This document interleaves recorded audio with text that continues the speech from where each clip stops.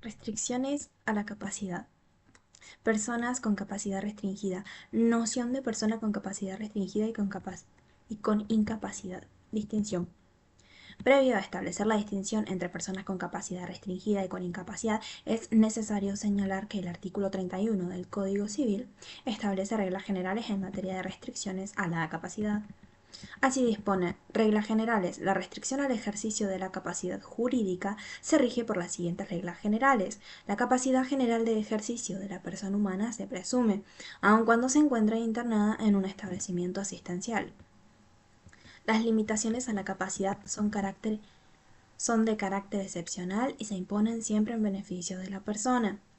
La intervención estatal tiene siempre carácter interdisciplinario, tanto en el tratamiento como en el proceso judicial. La persona tiene derecho a recibir información a través de medios y tecnologías adecuadas para su comprensión. La persona tiene derecho a participar en el proceso judicial con asistencia letrada, que debe ser proporcionada por el Estado si carece de medios. Debe priorizarse las alternativas terapéuticas menos restrictivas a los derechos y libertades. Estas reglas generales que se agrupan en la norma rigen todo lo referido a las restricciones del ejercicio de la capacidad jurídica de las personas y especialmente son producto de la aprobación de la Convención sobre los derechos de las personas con discapacidad 26.378 y de la Ley Nacional de Salud Mental 26.657. Manteniendo el criterio biológico-jurídico, el artículo 32 del Código Unificado prevé dos supuestos diferenciados. Primero, la incapacidad de ejercicio relativa, que alcanza los actos señalados en cada sentencia, y la incapacidad de ejercicio absoluta. De la lectura del artículo 32 del Código se advierte que a partir de los 13 años se puede restringir judicialmente la capacidad de las personas cuando ésta padece de una adicción o alteración mental permanente o prolongada de entidad suficiente. Este es el elemento biológico y se estima que, de no restringirse la capacidad, puede ocasionar un daño a la persona o a sus bienes. Este es el elemento jurídico y, excepcionalmente, se puede declarar la incapacidad cuando la persona se encuentra absolutamente imposibilitada de interactuar con un entorno y expresar su voluntad por cualquier modo, medio o formato adecuado y el sistema de apoyos resulte ineficaz. Presupuestos jurídicos y fácticos. La persona con capacidad restringida es por regla una persona capaz, pero que no podrá ejercer por sí sola determinados actos que se especifiquen en una sentencia, artículo 24, inciso C. El juez en el fallo debe designar el o los apoyos que estimen convenientes, siempre tratando de limitar lo menos posible la autonomía de la persona y de favorecer las decisiones que respondan a las preferencias de la persona tutelada, para de esta manera garantizar el respeto de los derechos de la persona protegida. Los apoyos que se escojan no tienen por misión sustituir la voluntad del sujeto, sino todo lo contrario, promueven la libertad, la autonomía, la comunicación, la comprensión y la manifestación de la voluntad de la persona para el ejercicio de sus derechos. Ahora bien, se considera una persona incapaz de ejercicio absoluta cuando se encuentra imposibilitada de interaccionar con su entorno y expresar su voluntad por cualquier modo, medio o formato adecuado. B. El sistema de apoyos, cualquiera que fuera, resulta ineficaz. En este supuesto, el juez debe asignar un curador para que represente al incapaz, siendo de aplicación los artículos del 138 al 140. De curatela. Es importante señalar que si no se dieran estos requisitos esenciales, corresponderá una sentencia de capacidad restringida y no una declaración de incapacidad absoluta. Procedimiento para su declaración, medios de protección, noción y enunciación, legitimados. Tal como hemos señalado anteriormente, los medios de protección de la persona que padece de alguna discapacidad son la declaración de capacidad restringida, 2. El dictamen de la incapacidad, cuando la persona padece de una incapacidad absoluta, es decir, no puede accionar con el medio de la circunda, no puede accionar con el medio que la circunda y sus medios de apoyo son ineficaces. C. Como vemos más adelante, la declaración de inhabilitación es el caso del pródigo. Ahora bien, la declaración de incapacidad, sea esta absoluta o restringida a determinados actos, no procede de oficio, sino que es necesario que las personas legitimadas a tal fin lo soliciten. El artículo 33 del Código establece quiénes son las personas legitimadas y, en primer lugar, autoriza al propio interesado a iniciar la acción.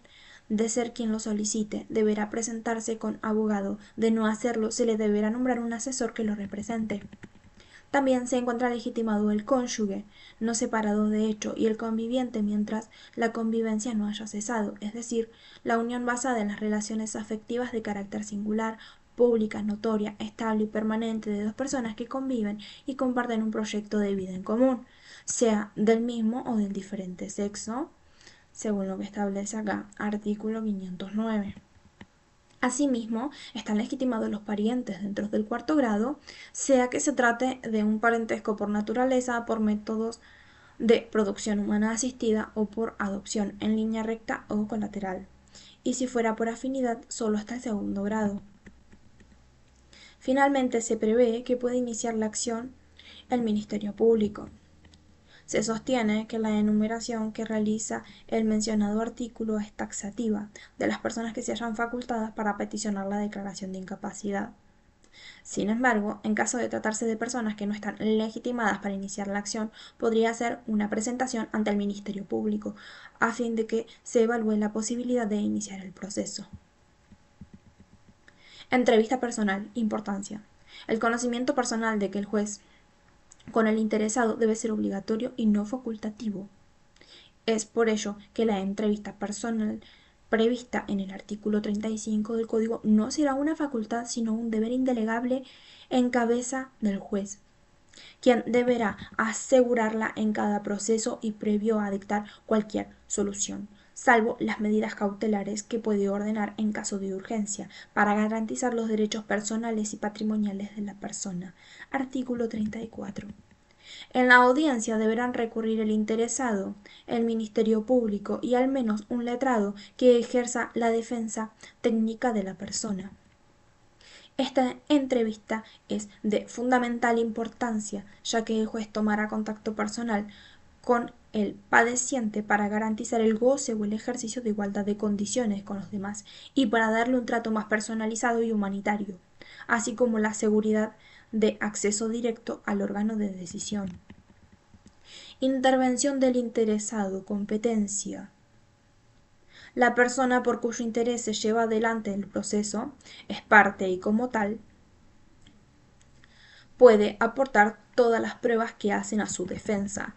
Así, la persona podrá comparecer con un abogado particular y, en caso de no hacerlo necesariamente, se le deberá designar un defensor que ejerza su defensa técnica desde el inicio del proceso.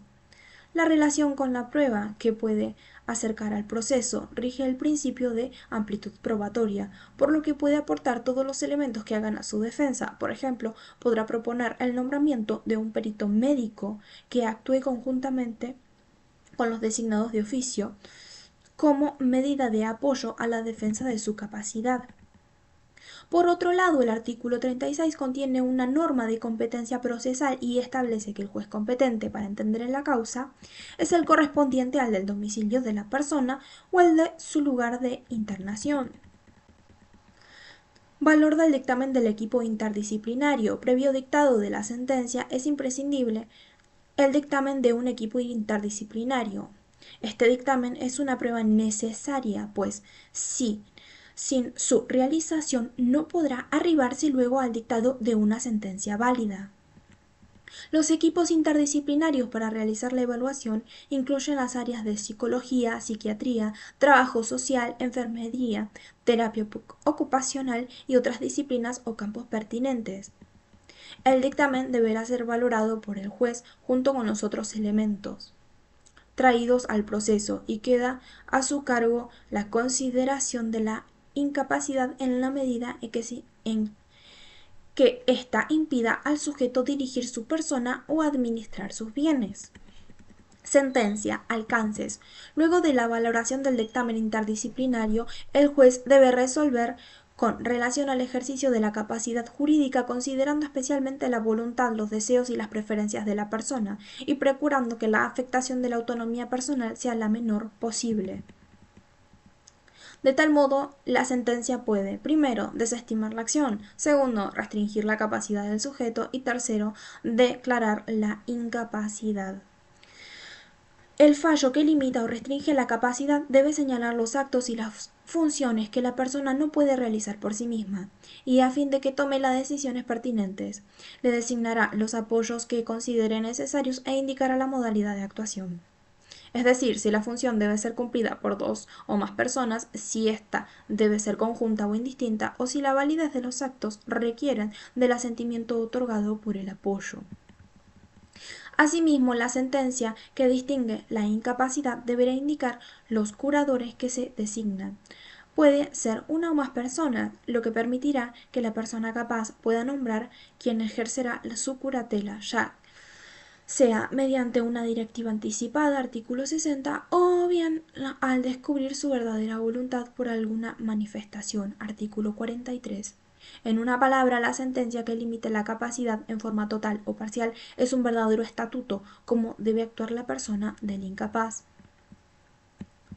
Registro de la sentencia. La sentencia que restringe la capacidad y los sistemas de apoyo que se designen deben ser inscritos en el registro de la capacidad de las personas, debiendo dejar constancia marginal en la partida de nacimiento de la persona, lo que pretende este régimen es dar publicidad a la sentencia y a su vez resguardar los derechos de terceros que contratan con la persona a la que se le ha limitado su capacidad jurídica. Una vez que las restricciones sean dejadas sin efecto o bien modificadas por una nueva sentencia dictada, se deberá ordenar la inmediata cancelación o inscripción registral respectivamente. Revisión.